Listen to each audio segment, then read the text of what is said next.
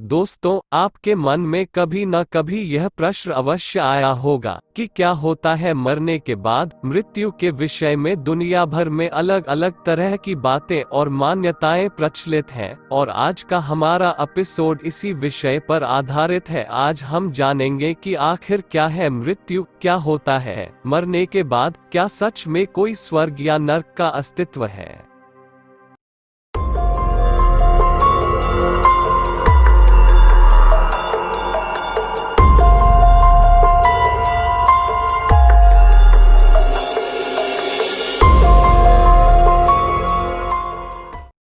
आइए जानते हैं क्या होता है मरने के बाद और आत्मा शरीर छोड़कर कहां जाती है।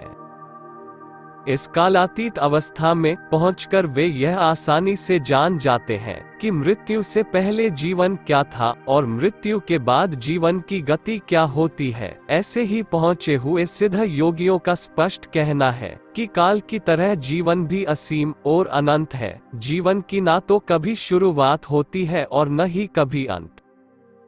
मरने के बाद आत्मा कहाँ जाती है? लोग जिसे मृत्यु कहते हैं वो मात्र उस शरीर का अंत है जो प्रकृति के 5 तत्वों पृथ्वी, जल, वायु, अग्नि और आकाश से मिलकर बना था। ऐसा माना जाता है कि मानव शरीर नश्वर है। जिसने जन्म लिया है उससे एक ना एक दिन अपने प्राण त्यागने ही पड़ते हैं। भले ही मनुष्य या कोई अन्य जीवित प्राणी 100 वर्ष या उससे भी अधिक क्यों ना जी ले, लेकिन अंत में उसे अपना शरीर छोड़कर वापस परमात्मा की ही शरण में जाना ही होता है। यद्यपि इस सच से हम सभी भली भांति परिचित हैं, लेकिन मृत्यु के पश्चात जब शव को अंतिम विदाई दे दी जाती है तो ऐसे में आत्मा का क्या होता है, यह बात अभी तक कोई नहीं समझ पाया है। एक बार अपने शरीर को त्यागने के बाद वापस उस शरीर में प्रदार्पित होना असंभव है। इसीलिए मौत के बाद की दुनिया कैसी है, यह अभी तक एक रहस्य ही बना हुआ है।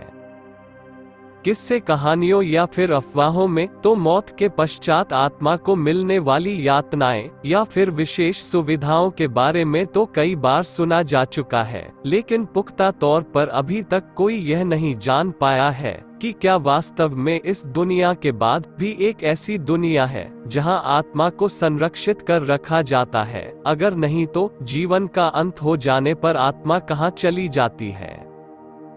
गरुड़ पुराण जो मरने के पश्चात आत्मा के साथ होने वाले व्यवहार की व्याख्या करता है, उसके अनुसार जब आत्मा शरीर छोड़ती है तो उसे 2 यमदूत लेने आते हैं। मानव अपने जीवन में जो कर्म करता है यमदूत उसे उसके अनुसार अपने साथ ले जाते हैं। अगर मरने वाला सज्जन है, पुण्यात्मा है, तो उसके प्राण निकलने में कोई पीड़ा नहीं होती है, लेकिन अगर वो दुराचारी या पापी हो तो उसे पीड़ा सहनी पड़ती है। गरुड़ पुराण में यह उल्लेख भी मिलता है कि मृत्यु के बाद आत्मा को यमदूत केवल 24 घंटों के लिए ही ले जाते हैं और इन 24 घंटों के दौरान आत्मा को दिखाया जाता है कि उसने कितने पाप और कितने पुण्य किए हैं। इसके बाद आत्मा को फिर उसी घर में छोड़ दिया जाता है जहां उसने शरीर का त्याग किया था। इसके बाद 13 दिन के उत्तर कार्यों तक वह वहीं रहता है। 13 दिन बाद वह फिर यमलोक की यात्रा करता है। मृतक चाहे स्त्री हो या पुरुष अंतिम क्रिया पुत्र की संपन्न करता है, अर्थात पुत्र के हाथों से मुखाग्नि मिलने के बाद मृतक को स्वर्ग प्राप्त होता है। पुत्र माता पिता का अंश होता है, इसी वजह से पुत्र का यह कर्तव्य है कि वह अपने माता पिता की मृत्यु उपरांत उन्हें मुखाग्नि दे। इसे पुत्र के लिए ऋण भी कहा गया है। बहुत से लोगों का यह मत है कि मृत्यु एक सच है, लेकिन यह कब और कहां होगी इसका पता लगा पाना संभव नहीं है। लेकिन आपको यह जानकर हैरानी होगी कि भले ही कोई यह ना जान पाए कि मृत्यु कहां होगी, लेकिन यह कब होगी इसका अनुमान लगा पाना मुमकिन है। अगर हम इसे अनुमान ना कहकर सटीक और सत्य कहें तो भी शायद अतिशयोक्ति नहीं होगी।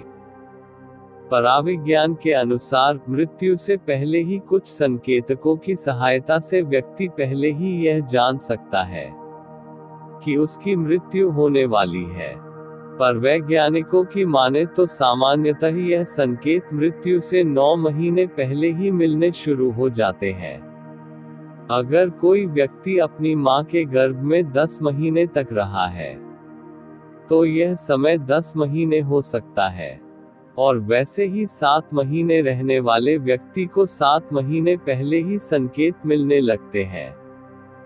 समय बीतने के साथ अगर कोई व्यक्ति अपनी नाक की नोक देखने में असमर्थ हो जाता है, तो इसका अर्थ यही है कि जल्द ही उसकी मृत्यु होने वाली है, क्योंकि उसकी आंखें धीरे धीरे ऊपर की ओर मुड़ने लगती हैं, और मृत्यु के समय आंखें पूरी तरह ऊपर की ओर मुड़ जाती हैं।